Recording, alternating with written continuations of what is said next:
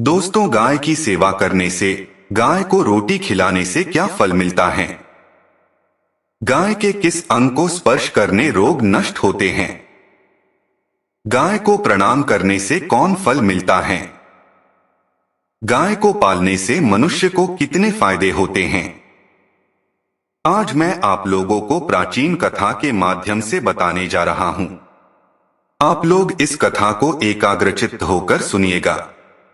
तो चलिए बिना देरी किए हुए सुनाते हैं गौ माता की महान कथा। शास्त्रों में राजा को भगवान की विभूति माना गया है। साधारण व्यक्ति से श्रेष्ठ राजा को माना जाता है।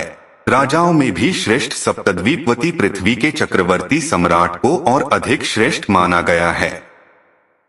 ऐसे ही पृथ्वी के एक छत्र सम्राट सूर्यवंशी राजर्षि दिलीप एक महान गौ भक्त हुए। महाराज दिलीप और देवराज इंद्र में मित्रता थी। देवराज के बुलाने पर दिलीप एक बार स्वर्ग गए। देव असुर संग्राम में देवराज ने महाराज दिलीप से सहायता मांगी।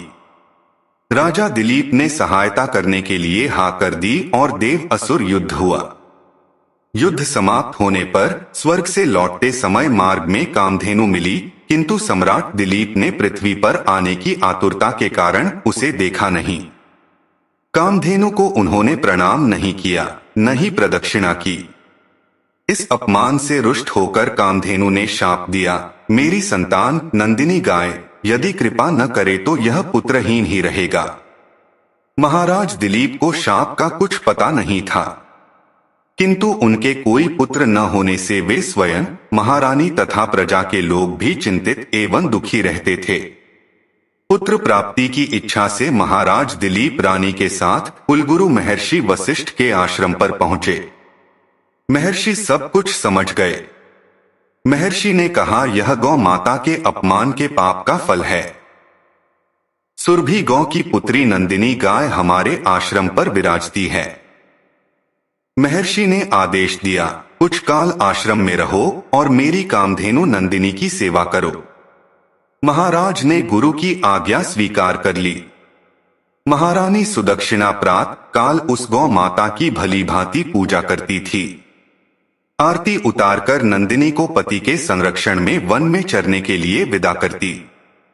सम्राट दिन भर छाया की भांति उसका अनुगमन करते, उसके ठहरने पर ठहरते, चलने पर चलते, बैठने पर बैठते और जल पीने पर जल पीते। संध्या काल में जब सम्राट के आगे आगे सद्य प्रसूता बालवत्सा नंदिनी आश्रम को लौटती तो महारानी देवी सुदक्षिणा हाथ में अक्षत पात्र लेकर उसकी प्रदक्षिणा करके उसे प्रणाम करती और अक्षतादि से पुत्र प्राप्ति रूप अभीष्ट सिद्धि देने वाली उस नंदिनी का विधिवत पूजन करती। कराने के बाद दूह ली जाने पर नंदिनी की रात्रि में दंपति पुण्य परिचर्या करते, अपने हाथों से कोमल हरित शष्पकवल खिलाकर उसकी परितृप्ति करते और उसके विश्राम करने पर शयन करते। इस तरह उसकी परिचर्या करते 21 दिन बीत गए। एक दिन वन में नंदिनी का अनुराग करते महाराज दिलीप की दृष्टि क्षण भर अरण्य की प्राकृतिक सुंदरता में अटक गई कि तभी उन्हें नंदिनी का आर्तनाद सुनाई दिया। वह एक भयानक सिंह के पंजों में फंसी छटपटा रही थी।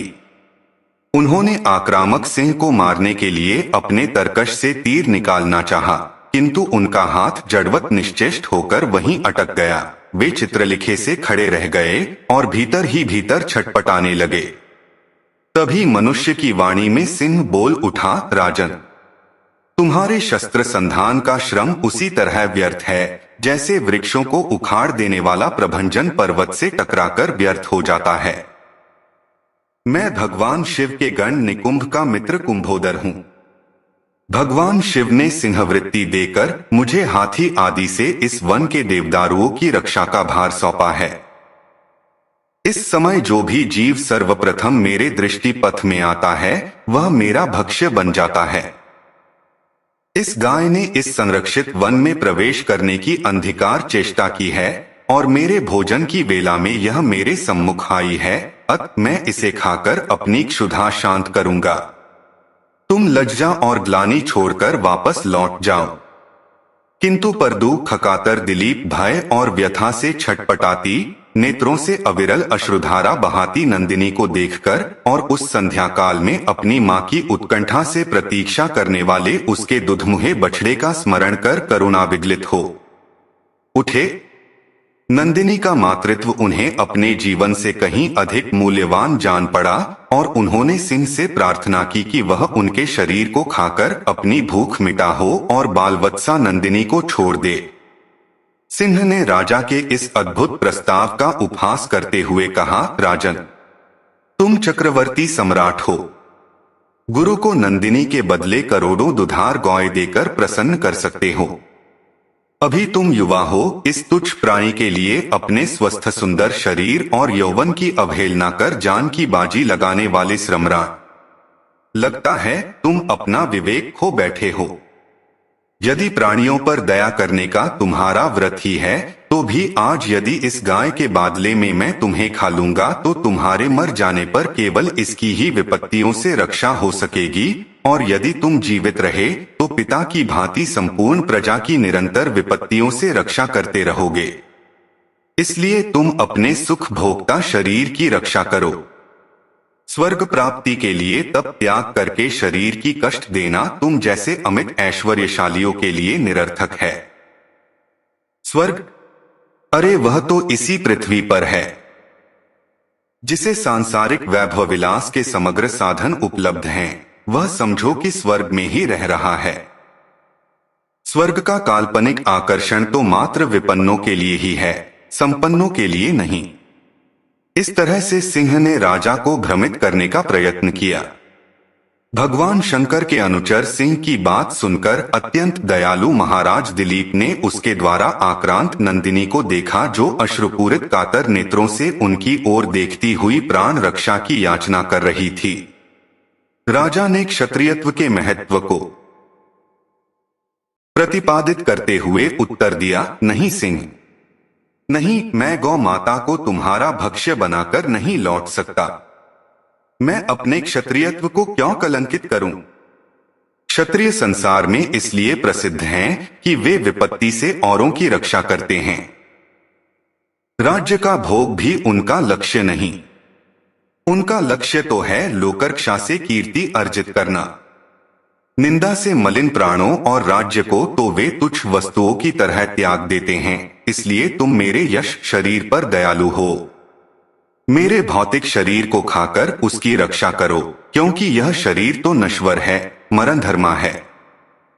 इसलिए इस पर हम जैसे विचारशील पुरुषों की ममता नहीं होती। हम तो यश शरीर के पोषक हैं। यह मांस का शरीर न भी रहे, परंतु गौरक्षा से मेरा यशः शरीर सुरक्षित रहेगा। संसार यही कहेगा कि गौ माता की रक्षा के लिए एक सूर्यवंश के राजा ने प्राण की आहुति दे दी। एक चक्रवर्ती सम्राट के प्राणों से भी अधिक मूल्यवान एक गाय है। सिंह ने कहा, अगर आप अपना शरीर मेरा आहार बनाना ही चाहते हैं तो ठीक है। सिंह के स्वीकृति दे देने पर राजर्षि दिलीप ने शास्त्रों को फेंक दिया और उसके आगे अपना शरीर मांसपिंड की तरह खाने के लिए डाल दिया, और वे जाके सिर झुकाए आक्रमण की प्रतीक्षा करने लगे। तभी आकाश से विद्याधर उन पर पुष्पवृष्टि करने लगे। उत्तिष्ठ वत्से त्यमृतायमान वचः निशमय। नंदिनी ने कहा, हे पुत्र, उठो। यह मधुर दिव्य वाणी सुनकर राजा को महान आश्चर्य हुआ और उन्होंने वात्सल्यमयी जननी की तरह अपने स्तनों से दूध बहाती हुई नंदिनी गौ को देखा, किंतु सिंह दिखलाई नहीं दिया। आश्चर्यचकित दिलीप से नंदिनी ने कहा, हे सत्युरुष, तुम्हारी परीक्षा लेने के लिए मैंने ही माया स्वसिंह की सृष्टि की थी। महर्षि वशिष्ठ के प्रभाव से यमराज भी मुझ पर प्रहार नहीं कर सकता, तो अन्य सिंहक सिंहादि की क्या शक्ति है। मैं तुम्हारी गुरु भक्ति से और मेरे प्रति प्रदर्शित दया भाव से अत्यंत प्रसन्न हूं। वर मांगो। तुम मुझे दूध देने वाली मामूली गाय मत समझो, अपितु संपूर्ण कामनाएं पूरी करने वाली कामधेनु जानो। राजा ने दोनों हाथ जोड़कर वंश चलाने वाले अनंत कीर्ति पुत्र की याचना की। नंदिनी ने तथास्तु कहा। उन्होंने कहा, राजन, मैं आपकी गौ भक्ति से अत्यधिक प्रसन्न हूँ। मेरे स्तनों से दूध निकल रहा है, उसे पत्ते के दोने में धोकर पी लेने की आज्ञा गौ माता ने दी और कहा, तुम्हें अत्यंत प्रतापी पुत्र की प्राप्ति होगी। राजा ने निवेदन किया, माँ, बछड़े के पीने तथा होमादि अनुष्ठान के बाद बचे हुए ही तुम्हारे दूध को मैं पी सकता हूँ। दूध पर पहला अधिकार बछड़े का है और द्वितीय अधिकार गुरुजी का है। भक्त्या गुरो मयनुकंपया च प्रीतास्मिते पुत्र वरम वृणीष्व न केवलाना पैसा प्रसूतिम वेहिमा कामदुघा प्रसन्ना। राजा के धैर्य ने नंदिनी के हृदय को जीत लिया। वह प्रसन्नमना कामधेनु राजा के आगे आगे आश्रम को लौट आई।